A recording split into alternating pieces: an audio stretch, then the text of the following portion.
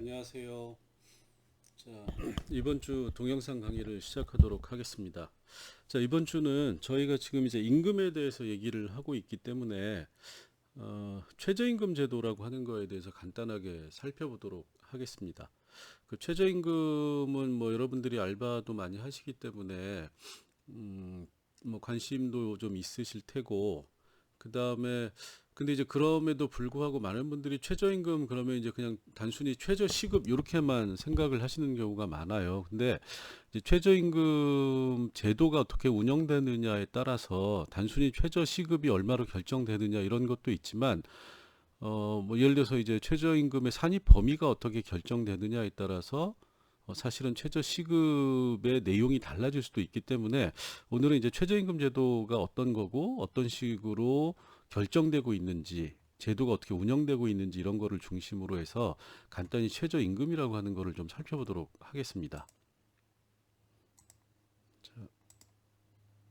자, 우선 이제 여기 이제 보시면 최저임금 인상 추이인데 뭐 이건 이제 여러분들이 언론이나 이런 거를 통해서 많이 접하시게 될 거예요. 그래서 이제 인상률을 쭉 보시면 여기 이제 2017년 현 정부 문재인 정부 들어오면서부터 이제 보면 그 이전에는 대략 평균 이제 7% 내외로 이제 매년 결정이 됐었고, 그 다음에 이제 요 시점이 이제 최저임금 시급 10,000원이라는 얘기가 나오고, 이게 이제 대통령의 공약이 되면서 최저임금 10,000원으로 임기 내 가기 위해서 이제 2018년도에 16.4%가 인상이 됐고 2019년도에 10.9%가 인상이 됐는데, 이제 요 시점부터 인상률이 급격하게 이제 하락이 됐죠. 그래서 이제 이게 이제 코로나하고 맞물리기도 하지만 2.9%, 1.5%, 그다음에 이제 올해 결정돼서 내년부터 시행되는 최저임금이 5.1%, 그래서 이제 9,160원이고 결국은 뭐죠? 10,000원보다 적죠. 결국은 이제 10,000원을 못 갔는데, 자, 요게 이제 시급으로 우리가 이제 일반적으로 얘기를 하고 있는데, 최저임금법에서는 이 최저임금을 월급으로 월급여로 환산해서 이제 표시를 같이 하도록 하고 있어요. 그래서 보면 월로 환산하면 이제 191만 4,440원인데, 요 월 환산하는 기준은 주당 법정 근로 시간을 기준으로 하고, 이 법정 근로 시간을 월로 이제 환산을 하면 209시간이 됩니다. 그래서 이제 월 209시간을 일했다라고 하는 거를 전제하면 이제 월 급여는 191만 4,440원이 된다. 이제 이렇게 우리가 보통 이해를 하고 있는데, 도대체 이제 이 금액이 어떻게 결정되느냐, 뭐 이런 거에 대해서 이제 간단히 살펴보도록 하겠습니다. 자, 우선 이제 최저임금제가 뭔지를 좀 생각해 볼 필요가 있어요. 우리가 이제 기존에는 임금이라고 하는 거는 결국에는 노동력을 판매하는 사람하고 노동력을 구매하는 사람이 이 노동시장이라고 하는 곳에서 만나서 서로 노동력의 판매 후의 가격이라고 하는 이제 임금이라고 하는 거를 기준으로 해서 임금이 결정된다. 이게 이제 임금의 일반적인 임금 결정인 거죠.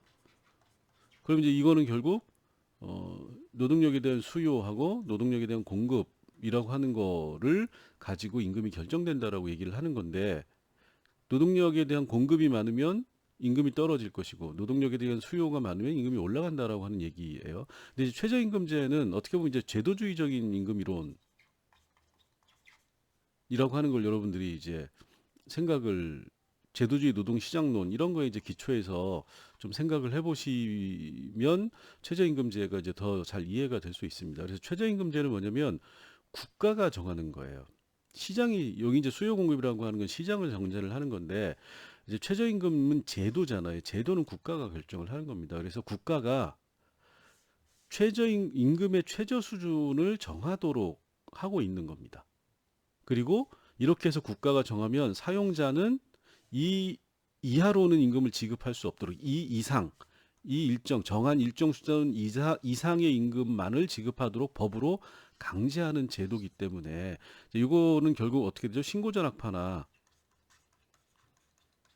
시장주의 경제학자나 이런 분들은 되게 이제 이거를 싫어하겠죠. 자, 그럼에도 불구하고 왜 이게 시행되고 있는지를 생각을 해보면 이 목적이 뭐냐? 이게 정책적 목적이다라는 거야. 정책적으로 저임금 근로자의 생활을 보호하기 위한 목적을 가지고 있다라는 거죠. 그래서 여기 이제 밑에 써놨지만 최저임금제의 도입 목적은 임금의 최저 수준을 보장한다라는 거예요. 누가? 국가가. 뭘로? 법으로. 그래서 이걸 보장해서 뭘 도모하는 거냐? 근로자의 생활 안정 그리고 노동력의 질적 향상을 도모한다 이렇게 돼 있는 건데, 자 그럼 여기서 우리가 생각해 봐야 될 거는 뭐냐면, 자 이 제도를 분명히 사용자나 자 임금을 높게 주기 싫어하는 사람들 또는 시장에 의해서 임금이 결정되어야 된다고 생각하는 사람들은 이거는 이제 시장을 왜곡하는 제도다라고 이제 반대를 했을 텐데, 그럼에도 불구하고 이게 우리나라뿐만이 아니라 전 세계 대부분의 국가에서 최저임금 제도라고 하는 게 시행이 되고 있다. 그러면 이제 그거에 상응하는 목적과 효용성이 있는 거겠죠. 자, 그러면 그 효용성이 뭘까를 보면, 시장에서 결정하도록 하면 저임금 근로자의 생활이 보호가 되지 않는다라는 겁니다. 저임금 근로자라고 하는 거는 쉽게 얘기하면 노동시장에서 자기의 노동력을 쉽게 팔 수밖에 없는 사람들의 경우에는 당연히 이 사람들의 가격이 임금이 낮게 설정이 되기 때문에, 근데 어느 정도냐, 생존을 도모하기 힘들 정도로 낮게 설정되기가 쉽다라는 거예요.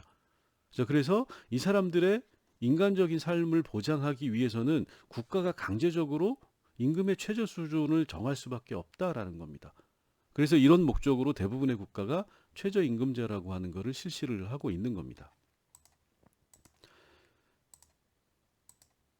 자, 그러면 최저임금의 발전 과정을 좀 살펴볼 필요가 있는데, 자, 우리나라의 경우에요. 우리나라의 경우에는 이제 다른 나라는 훨씬 더 일찍 도입이 된 경우가 굉장히 많은데, 우리나라는 언제 이제 이게 처음 실시가 됐냐면 1988년부터 이제 실시가 됐습니다. 외환위기 이전으로 치면 88년부터 실시가 됐는데, 요 시기 부분은 이제 제가 임의적으로 한 거예요. 1988년부터 외환위기 이전까지는 최저임금의 수준이 너무 낮아가지고 최저임금 제도를 도입은 했지만 사회적인 의미는 없었다. 아무도 신경 쓰지 않았다라는 겁니다. 두 번째는 외환위기가 발생하니까, 자, 외환위기 발생을 하면 개별 노동자들이 노동시장에서 굉장히 자, 고용위기가 있고 실업이라고 하는 것 때문에 자, 어떻게 되는 거죠? 자기의 노동력을 헐값에 팔 수밖에 없는 상황이 됐다라는 겁니다. 그러다 보니까 임금이 너무 밑으로 내려간다라는 거죠.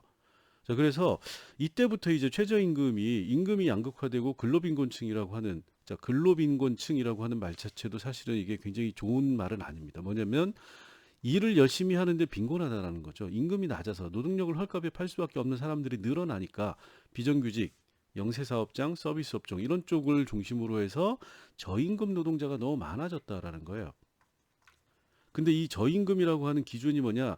생계 유지가 어려운 사람들이 많이 늘어났다라는 겁니다. 자, 그래서 최저임금을 현실화해야 된다는 요구들이 많아졌고, 그래서 이제 실제로 김대중 정부 때부터 최저임금이 급격하게 올라가기 시작을 합니다. 자, 그 다음에 2015년도가 되면 최저임금 1만 원 요구가 2013년도에 등장을 하는데, 요게 이제 정치 공약으로 굉장히 확산이 되는 시점이 2015년입니다.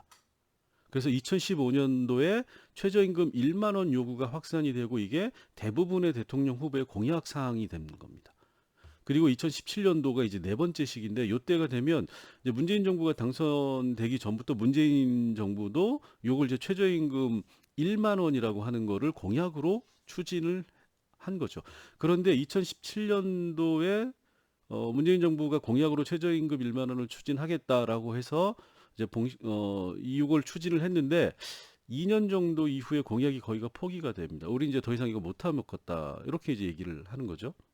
그래서 실제로 보면 1917년도부터 이제 최저임금 1만 원 본격적으로 하겠다 해서 16.4%를 올리고, 그 다음에 그 다음 해에 10.9%를 올려가지고 8,350원 이렇게 이제 됐었는데, 그러니까 평균 한 10% 내외를 인상을 해야 최저임금이 이제 그 만 원에 도달할 수 있는데, 요때 이제 2019년도부터 어떤 문제가 생긴 거죠?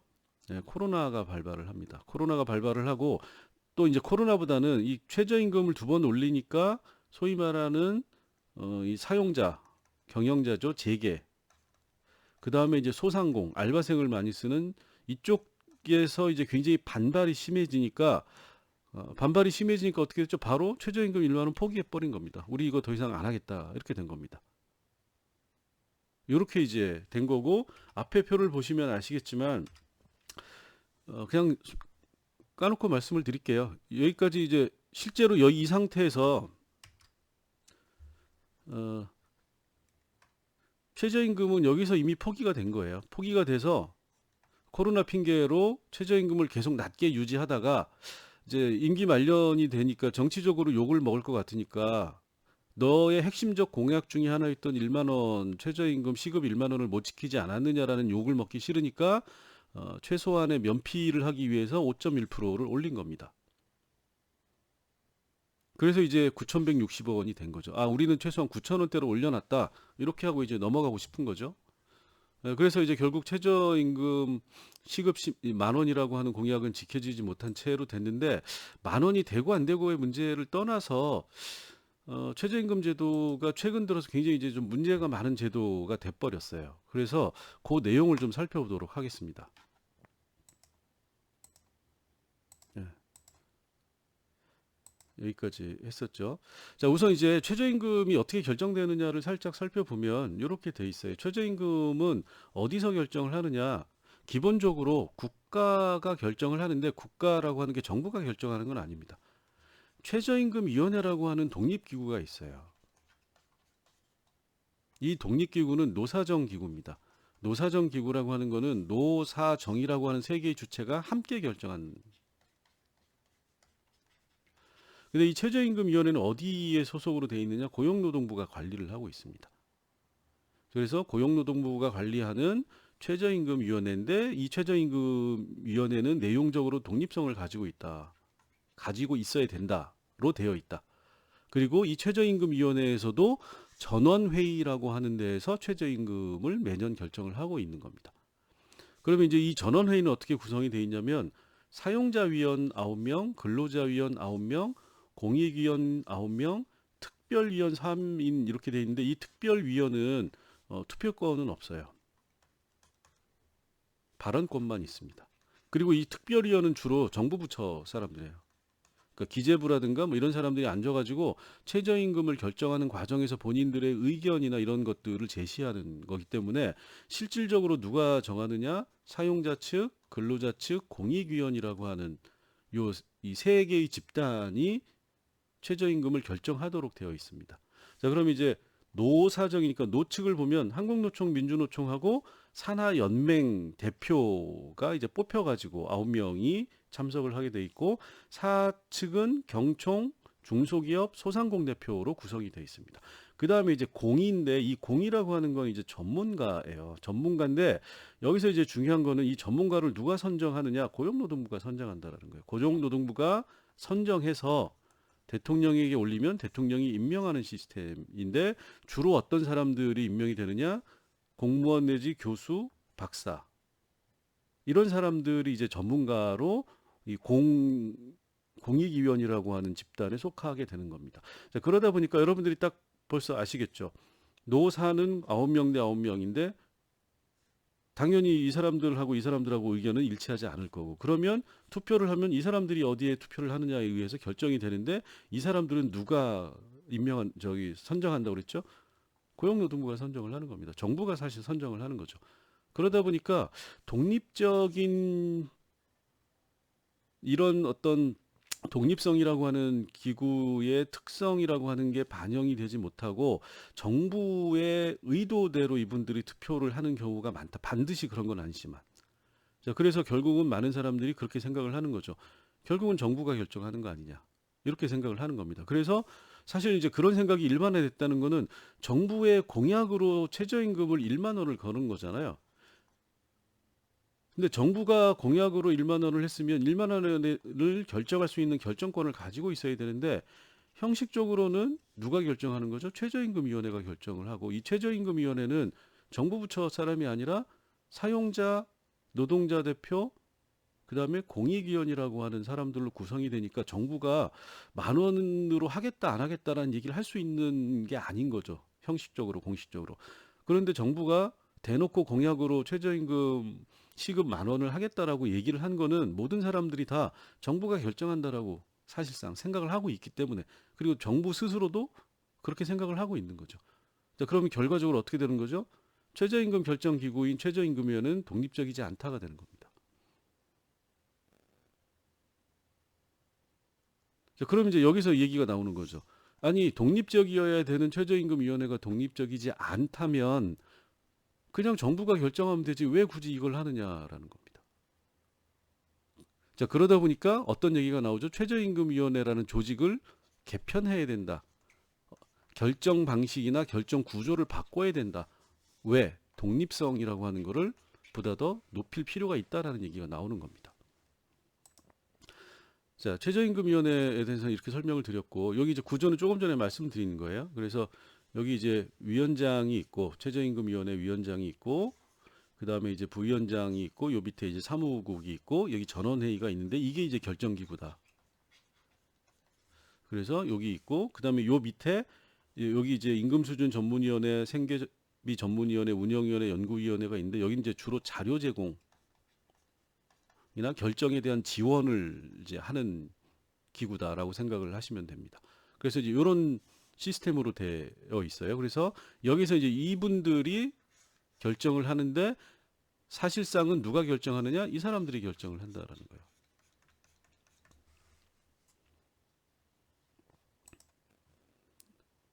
자, 그 다음에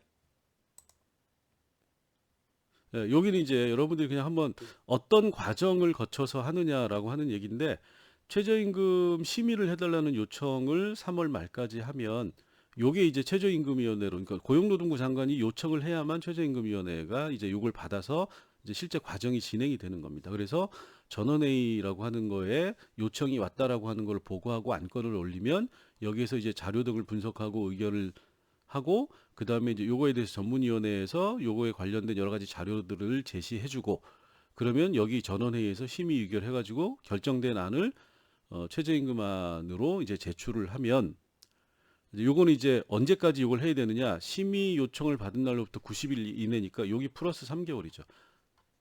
3개월 이내에 요거를 결정을 하면 고용노동부 장관은 형식적으로 이걸 받아서 고시하는 그 실질적인 결정은 여기에서 이루어지고 여기에서 이루어진다. 이렇게 생각을 하시면 됩니다.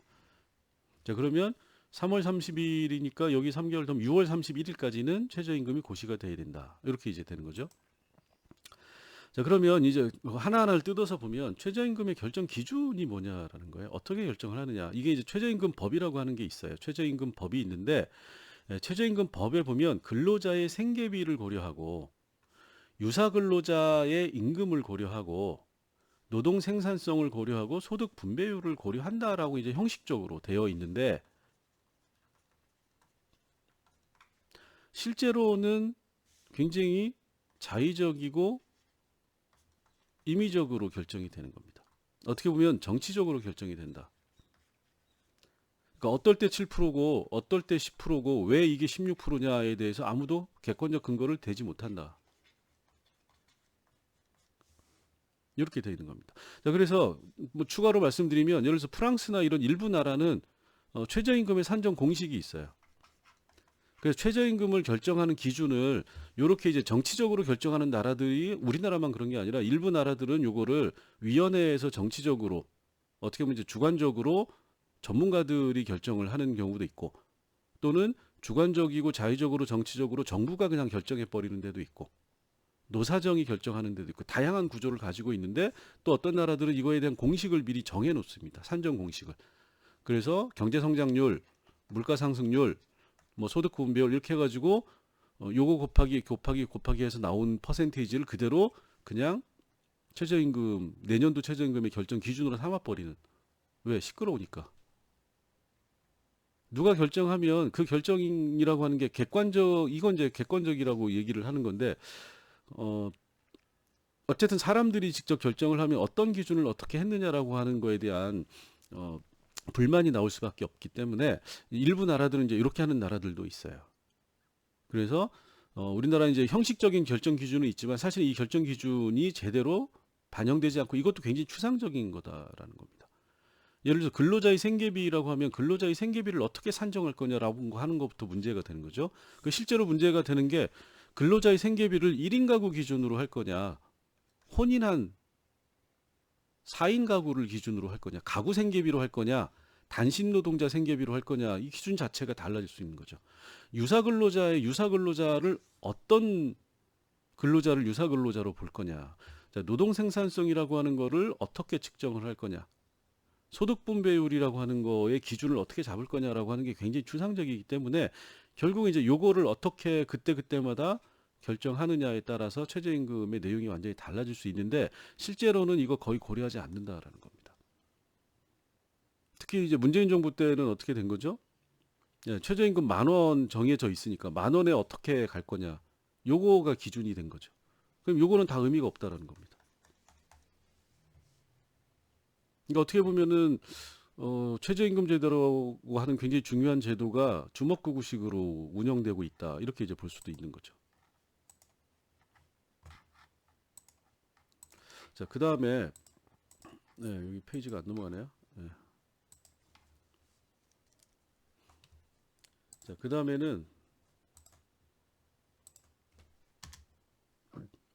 최저임금의 적용 범위라고 하는 게 또 있어요. 이게 이제 굉장히 중요한 내용인데 최저임금이라고 하는 거는 어떻게 어디에 적용을 하느냐라고 하는 건데 최저임금 법에 의하면 사업의 종류별로 구분해서 최저임금을 정할 수 있다. 이게 이제 쟁점이 되는 거죠. 산업 업종별로 구분해서 최저임금을 따로 정하자라고 하는 주장을 계속 사용자가 하는 겁니다. 자, 근데 이 기준은 뭐죠?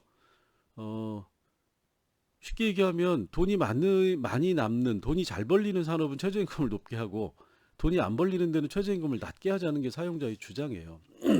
자, 그런데 실제로는 딱 한 번 정도 88년도인가 그때만 사업별로 업종별 구분을 해서 최저임금을 정한 적이 한 번 있는데 그 이후에는 그렇게 하지 않습니다. 어떻게 하느냐? 단일 최저임금을 모든 업종에 적용해요. 자, 이건 우리가 이렇게 생각을 하셔야 돼요. 왜 이렇게 되느냐? 이 주장을 사용자가 계속 10년째 하고 있는데 왜 받아들이지 않고 있느냐면 최저임금은 원래 뭐죠? 임금의 최저선을 정하는 겁니다. 논리적으로.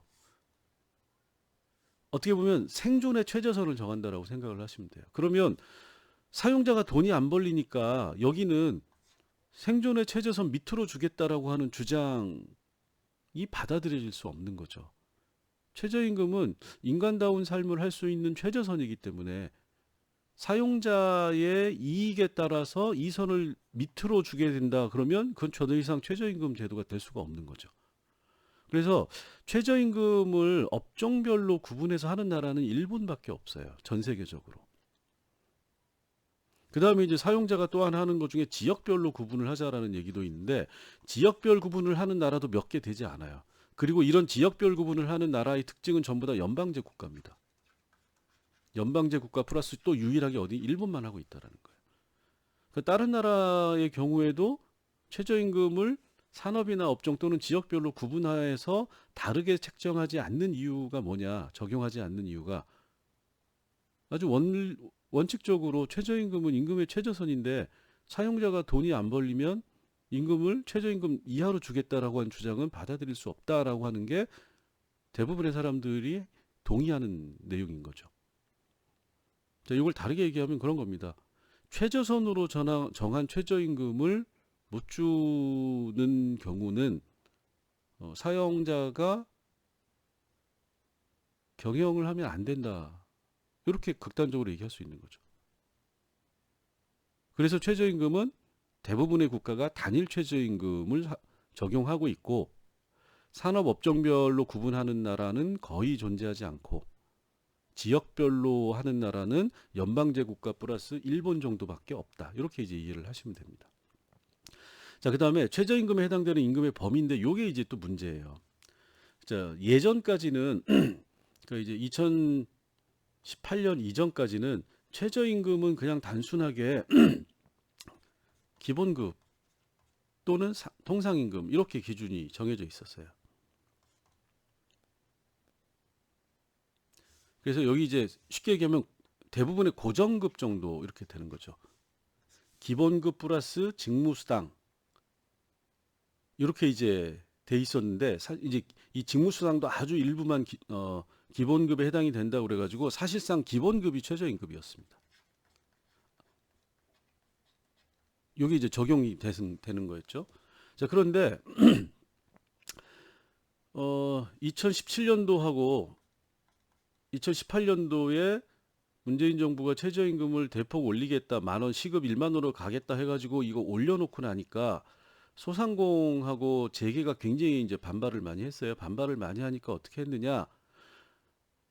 최저임금을 낮게 하려고 했는데 요거는 이제 노동자들이 반대를 하죠. 최저임금을 시급 10,000원을 가겠다고 해놓고 최저임금을 안 올리겠다는 게 말이 되느냐 이런 불만이 생기니까 2018년도인가요? 어떤 걸 했냐면 최저임금의 산입범위를 변경을 해버립니다. 자, 이게 무슨 얘기냐면 최저임금을 계산하는 임금 항목에 예전에는 기본급만 고려를 했는데 너 기본급이 얼마야? 이게 최저임금 시급으로 환산하면 얼마냐? 최저임금 기준보다 높냐 낮냐? 요거만 따지면 됐는데 정부하고 민주당이 이걸 어떻게 바꿔놨냐면 매월 1회 이상 정기적으로 지급되는 상여금을 여기에 넣어버렸어요. 그러니까 예전에는 기본급 이렇게 했는데 여기 이제 최저임금에 이게 해당이 되는지 안 되는지를 계산할 때 상여금을 넣어버린 겁니다. 근데 상여금을 다 넣은 게 아니라 최저임금 월 환산액의 25%를 넘는 액수에 해당되는 상여금을 여기에 포함시키고 그 다음에 복리후생비, 식비, 교통비, 그 다음에 주거비를 넣어놨어요. 세 가지. 이걸 이제 복리후생비를 최저임금 산정에 넣어버린 겁니다. 자, 그러면 예전에는 사용자가 기본급만을 기준으로 했을 때 최저임금이냐 아니냐 그래서 다른 항목이 있어도 이거는 그 계산에 빼버리고 기본급만을 대상으로 해서 최저임금보다 낮으면 이 기본급을 올려줘야 되는데 이제는 기본급이 법정 최저임금보다 낮아도 상여금을 여기 더하고 식비, 주거비, 교통비를 더해가지고 최저임금을 넣으면 최저임금법 위반이 아니다라고 보는 겁니다. 그러니까 사용자 입장에서는 최저임금이 많이 올라도 기존의 상여금이나 식비, 교통비, 복리비, 주거비를 별도로 주는 사업장은 최저임금이 올라도 그냥 무시하면 되는 상황이 돼버렸다라는 거예요. 여기도 이제 복리후생비의 7% 전부 다를 하는 건 아니고. 자, 그런데 지금은 이렇게 돼 있는데 2024년부터는 여기서 말하는 상여금은 고정상여금을 얘기를 하는 거예요. 고정상여금, 복리후생비 전액을 산입범위에 포함시킨다니까 이제는 2024년부터는 기본급 플러스 고정상여금 플러스 복리후생비가 이거보다 법정 최저임금이 높냐 낮냐 이렇게 따지는 겁니다.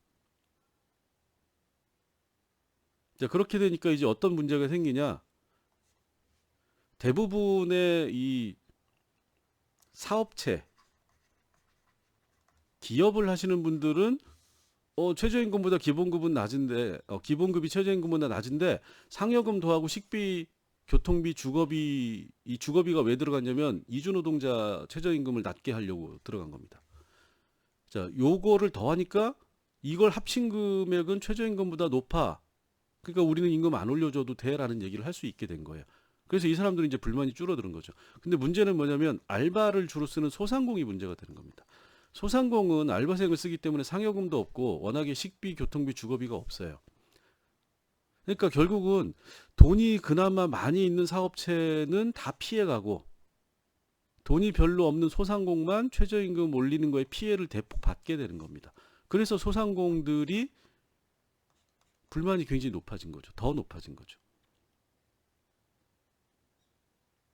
그 다음에 또 하나의 문제가 제도적으로 최저임금이라고 하는 거는 모든 사람들이 쉽게 최저임금을 계산해서 내가 받는 임금이 최저임금에 해당되느냐 안 되느냐를 판단할 수 있어야 되는데 여러분들이 이거 보시면 알겠지만 최저임금 산입 범위라고 하는 걸 이렇게 만들어 놓으니까 이거 계산을 따로 해야 됩니다.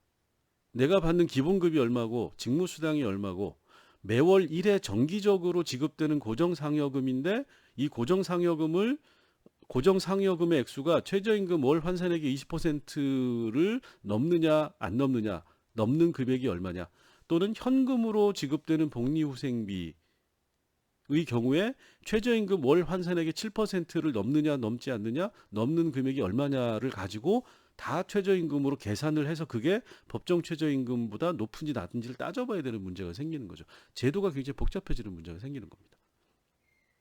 그래서 최저임금은 일반 임금하고는 성격이 다르기 때문에 제도가 단순해야 되는 특징이 있어요. 그런데 이 제도를 엉망진창으로 만들어 놓은 거죠. 이게 사실은 더 문제가 된다라는 겁니다. 자, 그다음에 우리가 이제 일반적으로 최저임금의 도입 효과는 이게 이제 사회정책적인 목적으로 제도가 도입이 됐다라고 말씀을 드렸잖아요. 그래서 이 긍정적 효과는 사회정책적으로 소득 격차를 해소하는 효과가 있는 겁니다. 기본적으로. 그 다음에 이제 두 번째는 사실 이게 중요한 건 아니에요. 효율성 임금 가설이라고 하는 게 있는데 이건 뭐냐면 높은 임금을 주면 노동자들이 동기부여가 되니까 더 일을 열심히 해서 생산성이 올라가서 기업 이익에 도움이 된다라는 겁니다. 그래서 이거는 쉽게 얘기하면 최저임금을 도입하면 최저임금으로 임금이 올라가면 노동자들이 더 일을 열심히 하니까 기업에도 도움이 된다라는 얘기를 그냥 하는 겁니다. 그 다음에 이제 요게 또 중요한 건데 기업 간의 공정 경쟁 효과가 있다. 이거 뭐냐면 기업이 최저임금 제도가 없으면 서로 낮은 임금을 주기 위한 경쟁을 하는데 최저임금이 최소한의 임금을 딱 고정시켜 놓기 때문에 저임금 경쟁이 방지되는 효과가 부분적으로 존재한다라는 겁니다. 이게 이제 긍정적인 효과가 되는 거고 이제 부정적 효과는 뭐냐면 초과 노동 공급으로 인한 실업이 발생할 수 있다라는 거예요. 실업이 넘어갔네요. 실업이 발생할 수 있다라고 하는 건데 이거는 시장임금보다 높은 최저임금이 결정된다라는 전제가 있을 경우에만 그렇습니다. 당연히 시장임금보다 최저임금이 높으면 대부분이 기존의 시장임금보다 높은 최저임금을 받기 때문에 많은 사람들이 더 일을 많이 하려고 한다라는 거죠. 이건 이제 신고전학파 경제학자들이 하는 얘기인데 자, 올해 노벨 경제학상을 받은 분의 노벨 경제학상을 주게 된 연구가 뭐였죠?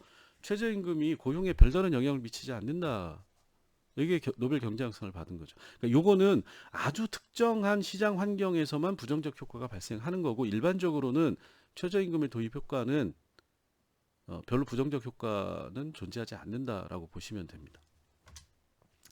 자, 그다음에 이제 최저임금 제도 우리나라의 최저임금 제도를 둘러싼 쟁점이 있어요. 그게 뭐냐면 이게 이제 대충 6가지입니다. 가구 생계비를 아까 말씀드렸죠. 가구 생계비를 어떻게 측정할 거냐? 최저임금을 안 지키는 사업장에 대해서 어떻게 지키도록 만들 거냐? 최저임금의 산입 범위를 어떻게 정할 거냐? 근데 요거는 어떻게 됐죠? 산업 범위가 넓어져 가지고 사용자에게 유리한 방식으로 바뀐 거죠. 그다음에 업종 및 지역별 구분 적용. 이건 이제 사용자가 계속 주장하는 건데 안 되고 있는 거죠.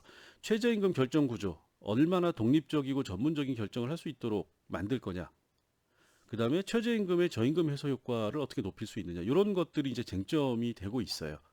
되고 있는데 이 중에서는 최저임금 산입 범위만 바뀌어 있습니다. 이 쟁점이 부분적으로 민주당하고 문재인 정부에서 요거를 어떻게 보면 개악을 한 거죠. 안 좋은 방향으로 바꿔 놓은 거고 노동자 입장에서는 그다음 그리고 나머지는 계속 논쟁이 되고 있습니다. 자, 그다음에 요거를 이제 우리가 한번 따져보면 최저임금 영향률이라고 하는 거는 최저임금에 영향을 받는 사업장이 갈수록 많아지고 있다라는 거예요. 이건 최저임금이 올라가면 최저임금에 따라서 임금을 올려야 되는 사업장들이 많아진다라는 겁니다. 자, 그런데 요거는 최저임금 영향률이 상승을 하면 어떤 분들은 최저임금에 영향을 받는 사업장이 많아지는 건 좋은 거 아니냐라는 생각을 하시는 분들이 있는데 자, 최저임금은 정말로 생활을 위한 최저임금인 거잖아요. 그런데 최저임금 영향률이라고 하는 거는 이 숫자가 높아진다라고 하는 거는 대부분의 기업이 임금을 최저임금 수준에서 주고 있다라고 생각을 하는 거니까 최저임금과 입직임금의 차이가 없다. 달리 얘기하면 입직임금은 우리나라는 다 최저임금으로 통일되고 있다. 이렇게 볼 수 있는 거죠. 이건 안 좋은 거죠. 최저임금은 정말로 일부 사업장, 생산성이 낮거나 문제가 있는 사업장 또는 영세 사업장에서 주는 요런 임금이어야 되는데 우리나라는 웬만한 기업들이 전부 다 입직임금을 최저임금으로 낮게 설정하는 저임금 구조가 고착화되는 문제가 드러나고 있다 이렇게 볼 수 있는 거고 그 다음에 이제 상여금 복리후생비라고 하는 거를 산입 범위에 넣어버렸는데 요게 이제 일부 이거를 하는 국가들이 있긴 한데 이 국가별 특성이라고 하는 게 존재하는데 그거를 전혀 무시했는지 원래 모르고 있었는지 모르겠어요. 요거를 정한 민주당의 당시 국회의원들이 제가 보기에는 최저임금제가 뭔지도 모르는 사람들이 대부분이었는데 자, 예를 들어서 이렇게 말씀을 드릴게요. 상여금 복리후생비라고 하는 게 외국은 상여금이 100% 넘는 경우가 별로 없어요. 고정상여금이. 그런데 우리나라는 상여금이 기본급보다 훨씬 높을 뿐더러 웬만한 기업들이 상여금이 200%, 400%, 많이 주는 데는 750%, 800%, 1200% 이렇게 주고 있어요. 자, 상여금이 100%인 거를 산입 범위에 일부 넣은 거하고 상여금이 200%, 400%, 600%, 1200%인 나라에서 상여금을 최저임금 산입 범위에 넣은 거하고는 전혀 이해가 달라진다라는 거죠. 그러니까 이런 거를 전혀 이해를 하지 못하는 인간들이 최저임금을 제도를 마구 막 주물럭주물럭 돼가지고 엉망진창으로 만들고 있다라는 겁니다. 그 다음에 그 결과적으로 최저임금을 아까 말씀드렸듯이 누구나 일하는 사람들이 자기의 임금과 최저임금을 비교해서 자기 임금이 최저임금에 해당되는지 안 하는지를 알 수가 있어야 되는데, 즉 제도적 단순성은 반드시 필요하다라는 겁니다. 근데 2017년, 18년 이후에 최저임금 산입 범위를 이상하게 넓혀 놓으면서 최저임금 산정이 굉장히 복잡한 시스템이 돼버렸다라는 거죠. 그래서 이 최저임금 제도가 많은 국민들이 필요한 제도고 이거에 대해서 아주 일목요연하게 이해할 수 있는 제도가 되어야 되는데, 저는 개인적으로 이 2017년 이후에 최저임금제 10,000원이라고 하는 공약을 지키지도 못했을 뿐더러 그 공약을 지키지 못하는 과정에서 너무 우왕좌왕하고 좌충우돌 하면서 제도 자체를 정말 너무 형편없는 이상한 형태로 제도를 만들어 놓은 게 더 문제다. 이렇게 이제 생각을 하고 있습니다. 그래서 어쨌든 이 최저임금제는 그래서 앞으로 계속 제도적인 논쟁이 될 거고, 임금 수준뿐만이 아니라 결정 과정이라든가 적용 범위라든가 산정 범위 이런 것들이 앞으로 계속 좀 사회적으로 시끄러운 논쟁이 될 가능성이 굉장히 높다, 이렇게 이제 생각을 할 수가 있을 것 같습니다. 그래서 최저임금 제도에 대해서 간단하게 살펴봤는데, 요거는 이제 여러분들이 어쨌든 뭐 알바도 많이 하시고 그래서 최저임금이 어떻게 결정되고 그 결정된 내용이 이제 어떤 의미를 갖는지를 좀 아시면 좋을 것 같아서 따로 말씀을 드렸습니다. 자, 수고하셨습니다.